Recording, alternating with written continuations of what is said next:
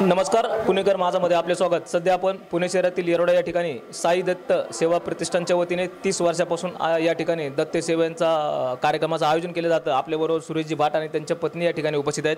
तर या ठिकाणी आपण कार्यक्रमाचं जे आयोजन करता, हे कार्यक्रमाचं आयोजनचं स्वरूप कसं असतं आणि त्याच्या मागचा उद्देश काय असतो? हे आयोजन खूपच चांगलं आहे, धार्मिक आणि आध्यात्मिक प्रबोधनातून आहे।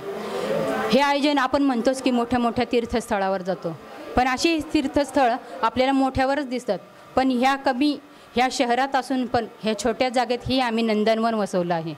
ह्या नंदनवनात आमच्या घरामध्ये एक छोटंसं मंदिर आहे। ह्या मंदिरामध्ये आम्ही एक आध्यात्मिक गुरु कीर्तन भजन यांचा प्रबोधन करत राहतो। त्यातून भक्तिमार्ग लोकांपर्यंत पोहोचावी। आजची सद्यस्थिती सगळी मोबाईल, कम्प्युटर, TV ह्यामध्येच ग्रस्त असतात, पण थोडंही आपलं आचरण आपण ह्याच्यामध्ये धार्मिक आचरणात पाठवत नाही। सगळं मोबाईल, TV कामामध्येच व्यस्त।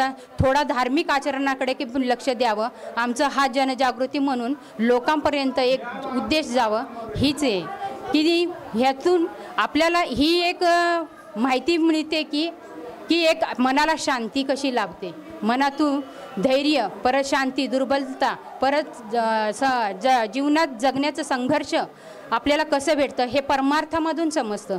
आणि परमार्थ हा एक असं आहे की आपल्याला त्याचा शेवट तोच करतो। जगणं कसं शिकवतो आणि अंत कसं होतो ह्या परमार्थाकडेच माहिती येतं। यासाठी गुरूंची सेवा करणं हे आपल्या छोट्या वस्तीतनं आम्हीच सादर करतो। आम्ही लोकांपर्यंत कशी पोहोचावी आणि लोकांना शांतता, ह्या मनाची शांतता कशी लाभावी हे आमच्या वस्तीतनं खूप जणांना आणि खूप महिला पण इथं येतात आणि खूप महिलांना पण हे आवडतं आणि महिलांचा पण आम्हाला खूप साथ आहे। ह्या धर्म आचरणातून लोकांपर्यंत थोडंसं आमचं हेच आहे की लोकांपर्यंत मनशांती, जागृती आणि मनजागृती, शांती घडवावी हाच आमचा उद्देश आहे। कार्यक्रमाचं आयोजन आमचा हा 3 दिवसांचा असतो। एक 3 दिवसाचा सप्ताह असतो। एक भजन कीर्तन ह्याच्यात असतं, सुमर संगीत असतं, तो एक ठेवतो आणि एक धार्मिक दत्त सांप्रदायिक म्हणून एक भजन ठेवलं जातं। आदल्या दिवशी ते एक भजन ठेवलं जातं आणि सकाळचं हे असतं, ब्राह्मणांनुसार विधी असते आणि संध्याकाळी पाळण्यांचा कार्यक्रम असतो। हा 3 दिवसाचा कार्यक्रम आम्ही जेणेकरून त्या विधीमध्येच टप्प्याटप्प्याने आम्ही घेतो, म्हणजे लोकांना प्रत्येक म्हणजे माहिती पण भेटते की संगीत काय आहे, भजन काय आहे आणि ब्राह्मणांची विधी पण काय आहे। हे तिन्ही कार्यक्रम म्हणजे सविस्तर लोकांना, ह्या कमी वस्तीतल्या लोकांना पण त्याचा माहिती पडते आणि त्याचा प्रचारही होतो। आज आपण बघतो देशामध्ये धार्मिक कट्टरता वाढत चाललेली आहे, पण या आध्यात्मिकच्या कार्याच्या माध्यमातून तर आपल्याला सलोखा जपणं गरजेचं आहे। त्याबद्दल तुम्ही काय सांगाल? आमचं हेच मत आहे की सगळ्यांनी एकी सर्वभौम समभाव, सार्वभौम म्हणतात त्याला, की सगळ्यांनी एकत्र मिळून राहिलं तर सगळी एकीच वाढेल। ह्यासाठी माझं हेच म्हणणं आहे की आपला हा देश संत प्रगतीनेच झाला आहे आणि संत गतीनेच जाणार आणि संतांची सेवा ही म्हणतात ना, येती संत देवा म्हणजे दिवाळी दसरा म्हणतात ना, तीच आपली आहे। म्हणून म्हणतात की पाय पडावे ते आधी संतांचे। साई दत्त सेवाच्या माध्यमातून 30 वर्षापासून या ठिकाणी कार्यक्रमाचं आयोजन करतात। तरी मंदिर जरी घरात असलं पण त्याला एक आवडण्याचं त्यांनी रूप दिलेले आहे। ते या कार्यक्रमाच्या माध्यमातून आज आपण त्यांच्या कार्यासाठी शुभेच्छा पण काय बोलू? गेले 30 वर्षापासून आम्ही लहान असताना सुद्धा भाट परिवार, सुरेश भाट, बबलू भाट, हे आता त्यांचे मुलं पण मोठी झाली ते सुद्धा, आणि आम्ही त्यांचे मित्रमंडळ आम्ही सुद्धा गेले अनेक वर्षापासून हा कार्यक्रम इथे करत आहोत। सुरेश भाट हे अत्यंत कष्टाने खर्चाने ते सगळं आयोजन करतात आणि उत्कृष्ट असं म्हणजे वस्तीमध्ये आणि बाहेरचे पण पाहुणे वगैरे येतात आणि दर्शन घेऊन जातात आणि महाप्रसादाचा लाभ घेतात। हे खूप चांगलं आहे। हां, जय गुरुदेव।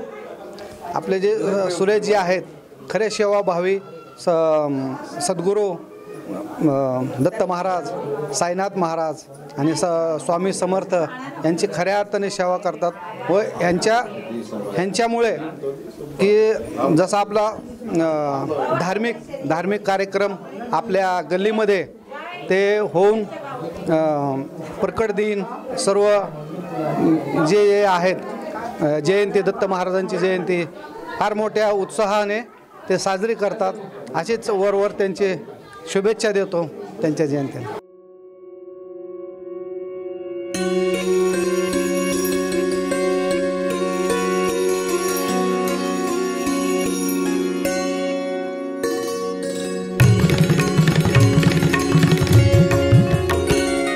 यतिरूप दत्तात्रया दण्डधारी पदी पादुका शोभती सौख्यकारी दया सिंधुजाची पदे दुःखहारी तुम्हा वीण दत्ता मला कोण तारी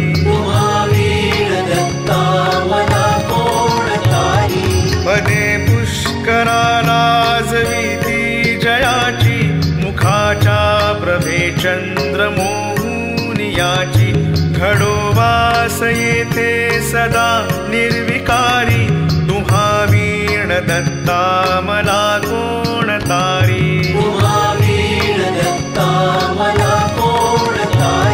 सुनीता असती पोटऱ्या गुल्फ जानू कटी मौज कौपीन ते कायवानु गळा माळिका ब्रह्मसूत्रासी धारी तुम्हा वीण दत्ता मला कोण तारी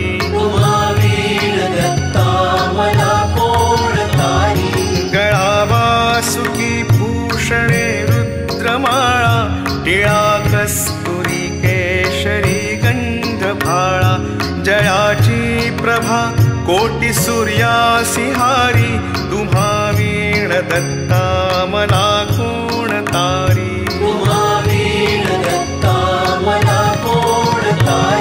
जटाभार माथा प्रभा कुंडलांची त्रयास्ते भुजा शास्त्र सायुध साची त्रिशूळ माळादिक छाटीधारी तुम्हा वीण दत्ता मला कोण तारी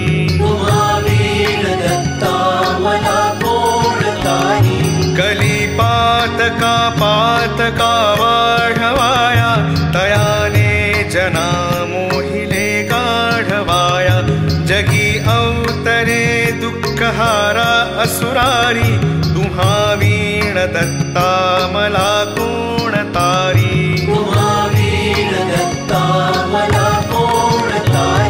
अनुसूया सत्वहारावयासी त्रिमूर्ती जाता करी बाळ त्यासी निजे पालखी सर्वदा सौख्यकारी तुम्हा वीण दत्ता मला कोण तारी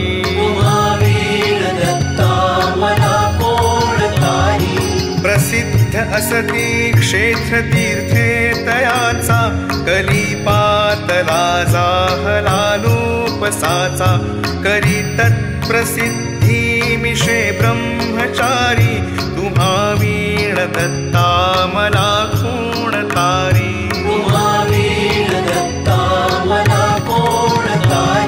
मुखे वेदनीचाचिया बोलविले श्रीशैल्याक्षणे तंतु कालागिनेले सुदेही करी विप्रकुष्ठानि वारी तुम्हा वीण दत्ता मला कोण तारी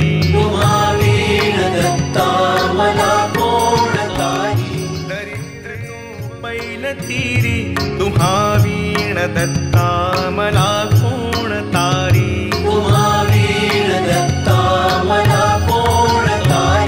स्वतां घेतला दाखला सद्गुरूंचा तसा घेती ते आणि घेतील साचा मन कामना होत से पूर्ण सारी तुम्हा वीण दत्ता मला कोण तारी